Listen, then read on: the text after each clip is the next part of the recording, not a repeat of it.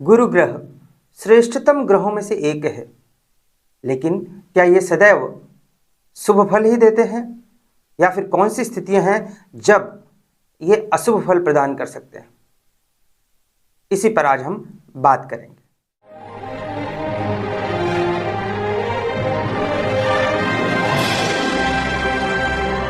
नमस्कार। गुरु ग्रह श्रेष्ठतम ग्रहों में से एक है। 4 शुभ ग्रह होते हैं जिसमें से एक गुरु ग्रह भी है। वे शुभ ग्रह कौन से होते हैं? चंद्रमा, बुध, गुरु और शुक्र। और गुरु अत्यंत शुभ ग्रह हैं। इनकी दृष्टि भी अमृत दृष्टि होती है। यदि कोई भाव या ग्रह अशुभ स्थिति में है और उन पर गुरु ग्रह की दृष्टि पड़ जाए तो ऐसा मानते हैं कि उसकी अशुभता समाप्त हो जाती है या फिर उसमें कमी आ जाती है और वह शुभ फलदायी हो जाता है। परंतु कुछ ऐसी भी स्थितियां होती हैं जहां पर गुरु ग्रह अत्यंत अशुभ फल भी प्रदान करते हैं। उससे पहले हम बात करते हैं गुरु ग्रह के बारे में। गुरु ग्रह किसी भी जन्म पत्रिका में 5 भावों के कारक ग्रह हैं। कौन कौन से भाव? द्वितीय भाव जो कि धन भाव है, धन संग्रह का भाव है, उसके कारक ग्रह गुरु ग्रह हैं। पंचम भाव जहाँ से ज्ञान, शिक्षा, विवेक आता है, उसके कारक ग्रह भी गुरु ग्रह ही हैं। पंचम भाव से लव रिलेशंस भी आते हैं, उसके कारक ग्रह गुरु ग्रह ही हैं। नवम भाव जो कि भाग्य भाव है, पिता से संबंधों के लिए भी हम भाग्य भाव अर्थात नवम भाव को देखते हैं। धर्म का भाव भी है, तो नवम भाव के कारक ग्रह भी गुरु ग्रह हैं। दसम भाव जो कि कर्म क्षेत्र का भाव है, कर्म का भाव है, और इस कर्म भाव के कारक ग्रह भी गुरु ग्रह हैं। एकादश भाव जो कि आय भाव है, लाभ भाव है, धन आगमन के बारे में जिससे पता करते हैं, उसके कारक ग्रह भी गुरु ग्रह हैं। इस प्रकार जन्म पत्रिका के 12 भावों में से 5 भावों के अकेले गुरु ग्रह कारक होते हैं, इसीलिए इनको अत्यंत शुभ ग्रह माना जाता है। यही नहीं, विवाह के लिए भी गुरु ग्रह रिस्पॉन्सिबल होते हैं। यदि किसी स्त्री जातक के बारे में आप, उसके विवाह के बारे में आप जानना चाहें तो गुरु ग्रह की स्थिति को भी देखा जाता है। तो गुरु की महिमा का जितना वर्णन किया जाए वह कम है। इसके विपरीत गुरु ग्रह कुछ ऐसी परिस्थितियां भी होती हैं जहां पर अत्यंत अशुभ फल प्रदान करते हैं। कई श्रेष्ठतम लोगों की जन्मपत्रिका को देखिए तो उसमें गुरु ग्रह की वजह से ही उनके जीवन में अप्रत्याशित घटनाएं घटित हुई। लेकिन हम यहाँ पर वो चर्चा नहीं करेंगे। यहाँ पर हम बात करने वाले हैं कि किस राशि में गुरु ग्रह हैं तो वे अत्यंत अशुभ फल प्रदान करते हैं। जी हाँ, वह राशि है तुला राशि। तुला राशि जिसको 7 नंबर से लिखते हैं, इसके स्वामी होते हैं शुक्र ग्रह। शुक्र दैत्यों के गुरु हैं और गुरु बृहस्पति देवताओं के गुरु हैं। शुक्र देव बृहस्पति देव से सम व्यवहार रखते हैं। इनसे ना दुश्मनी है इनकी, ना ही मित्रता है।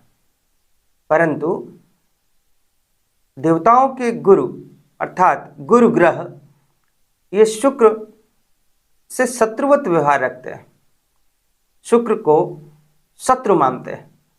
तो इस प्रकार से यदि किसी जन्म कुंडली में 7 नंबर राशि तुला राशि जो कि शुक्र की राशि है अर्थात गुरु के शत्रु की राशि है, अपनी शत्रु राशि में गुरु बैठे हों, 7 नंबर राशि में तुला राशि में गुरु ग्रह बैठे हों तो अत्यंत अशुभ फलदायी हो जाते हैं।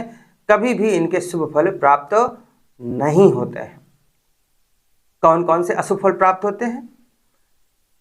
तुला राशि में यदि गुरु है जन्म पत्रिका में, जन्म कुंडली में, तो ऐसे व्यक्ति का विवाह विलंब से होता है, विवाह में देरी होती है।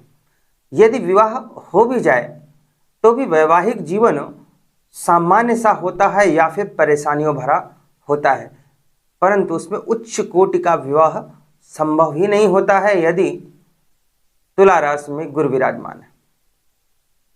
तुला राशि में यदि गुरु है जन्म कुंडली में तो संतान संबंधित समस्याएं होती हैं। संतान होने में विलंब हो सकता है, संतान को लेकर चिंताएं हो सकती हैं, समस्याएं हो सकती हैं।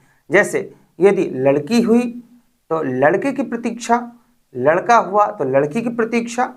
यदि दो संतानें हो गई तो किसी एक संतान को कोई बड़ी बीमारी होने की संभावना होती है, जिससे हमेशा हॉस्पिटल के खर्चे बढ़ते रहते हैं और चिंताएं संतान पक्ष को लेकर हमेशा बनी रहती हैं।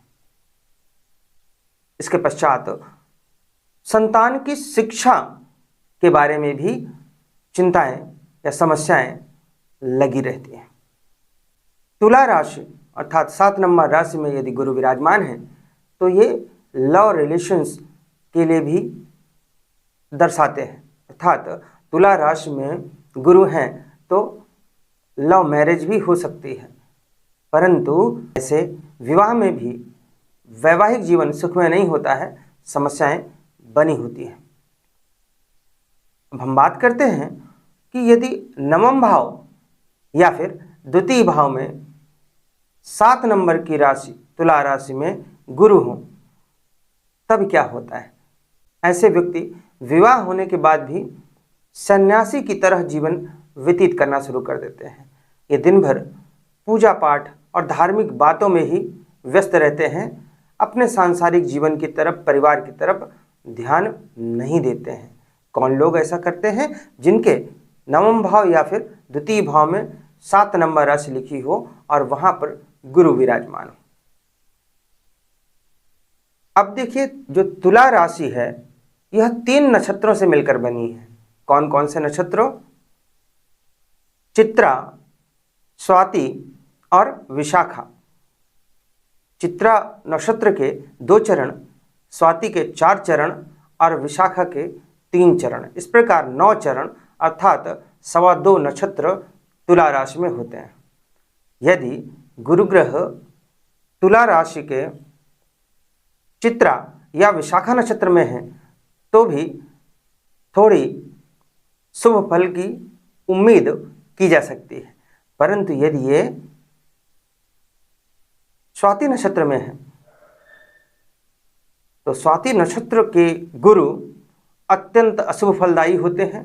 कारण स्वाति नक्षत्र राहु का नक्षत्र है, राहु इसके स्वामी होते हैं और ऐसी स्थिति में इस नक्षत्र में बैठे हुए गुरु अशुभ फल ही प्रदान करते हैं। तो पुनः कहना चाहूँगा कि किसी भी जन्म कुंडली में यदि गुरु 7 नंबर की तुला राशि में अपने शत्रु शुक्र की राशि में विराजमान हैं, भाव कोई सा भी हो, तो वे अशुभ फलदायी ही होते हैं। 99.9% ये अशुभ फल ही प्रदान करेंगे। विशेषकर विवाह से संबंधित परेशानियां अवश्य खड़ी करेंगे। तो इस प्रकार से यदि अगली बार से कोई व्यक्ति कहता है कि गुरु ग्रह तो अत्यंत शुभ हैं, गुरु बहुत ही अच्छा फल प्रदान करते हैं, तो वहाँ पर मेरे इस बिंदु को अवश्य याद रखना कि तुला राशि में बैठे हुए गुरु अशुभ फलदायी होते हैं। तो आज के लिए बस इतना ही। नमस्कार।